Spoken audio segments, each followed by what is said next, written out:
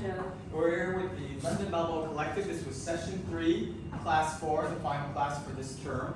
And we did a lot of the things that we took from lolly kicks and actually started to play around with mirroring them to help us with becoming more holistic dancers, so we can actually think about being able to do things on one side versus the other side. So we just started off with just normal lolly kicks on one side, boom, bump, boom, bump.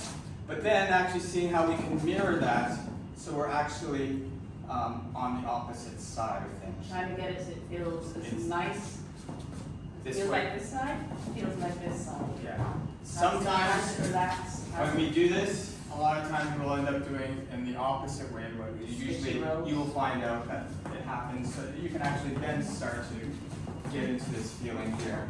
We then actually added transitions into this. The first was the outside turns. So we just started off with just normal outside turns, back into lolly kicks. Regular. Yep, and as we do this, outside turns, but then we went into so mirrored lolly kicks. In order to do this, I'm actually making sure that my hand is staying in contact. So I'm replacing the hand here versus leaving it free. If I replace it, then it gives an indication to my partner that we're actually doing something different. Sorry, to that there.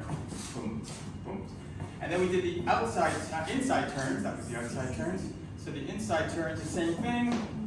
Boom, boom. We had the stretch back into lolly kicks, and we talked about first the distance by giving enough energy or not enough energy to make the follower travel a little bit less.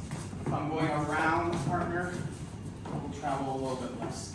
Now when we're doing the change, I'm actually just going to slot that hand underneath. Boom, boom. So if I'm here, as I'm compressing, as I'm stretching here, notice my left hand follows and guides underneath there. So it actually creates this little Charleston kick. And then we're coming back into this compression or this little tap, and that's where I connect back into this.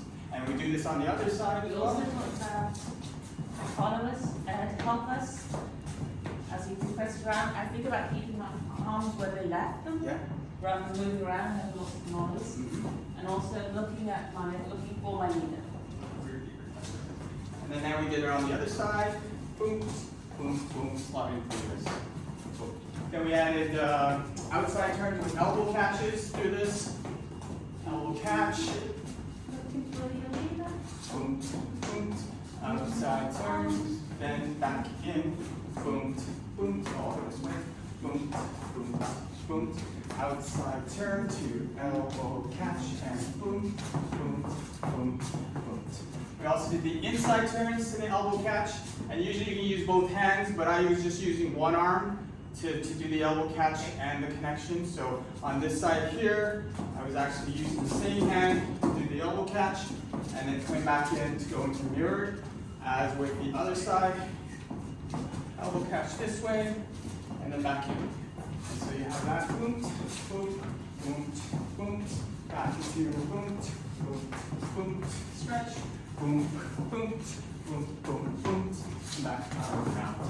And so your rolls, you're always here. You can try the variations that you did in the last 3 classes and putting them in for the followers and the leaders. And also, if you want to practice doing a Howell's chop on both sides, that's kind of fun to do. That's your homework. And that's our class. Thank you very much. Thank you.